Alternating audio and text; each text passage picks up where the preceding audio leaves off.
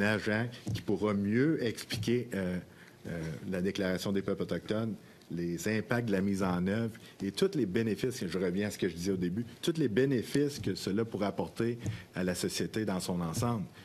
Actuellement, le Québec ne l'a pas compris, malheureusement. Merci. Constant Awashish, le grand chef du Conseil de la Nation Atikamekw, est un des nombreux témoins du comité sénatorial qui étudie la mise en œuvre de la Déclaration des Nations unies sur les droits des peuples autochtones.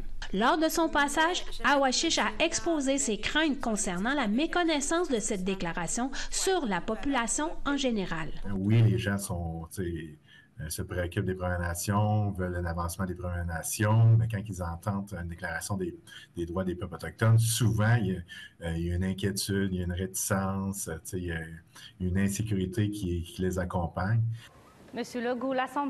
Pourtant, l'Assemblée nationale du Québec a voté à l'unanimité le 8 octobre 2019. 111 contre aucun, abstention aucune. La motion est adoptée. Une motion déposée par Québec solidaire. Que l'Assemblée nationale demande au gouvernement du Québec de reconnaître les principes et de s'engager à négocier la mise en œuvre de la Déclaration des Nations unies sur les droits des peuples autochtones et avec les Premières Nations et les Inuits. Cependant, 9 mois plus tard, en conférence de presse à Chibougamau, le premier ministre François Legault exprimait son inquiétude sur l'intégralité de l'application de la Déclaration des Nations unies. Oui, pour travailler ensemble, non pour donner un droit de veto. Par ailleurs, le chef de l'Assemblée des Premières Nations Québec-Labrador, Ghislain Picard, affirme que le Québec a peur d'être subordonné à un droit, reconnaissant l'autonomie gouvernementale et l'autodétermination des peuples autochtones. En fait, périodiquement, le premier ministre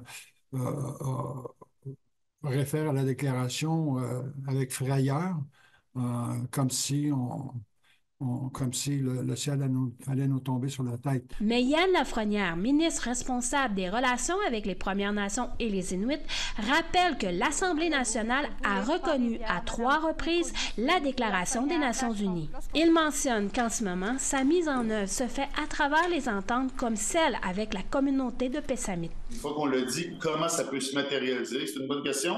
Et tout prochainement, je vais rencontrer mon collègue de l'Ontario qui a les mêmes questions que moi. Comment on peut donner vie à cette Déclaration des Nations unies? Le grand chef de la Nation Atikamekw espère un plan de sensibilisation pour la mise en œuvre de la déclaration, alors que la fin des travaux du comité sénatorial est prévue pour le 30 octobre 2025. Je suis Jeanne Bacon, Nouvelle nationale d'APTN, Wendake.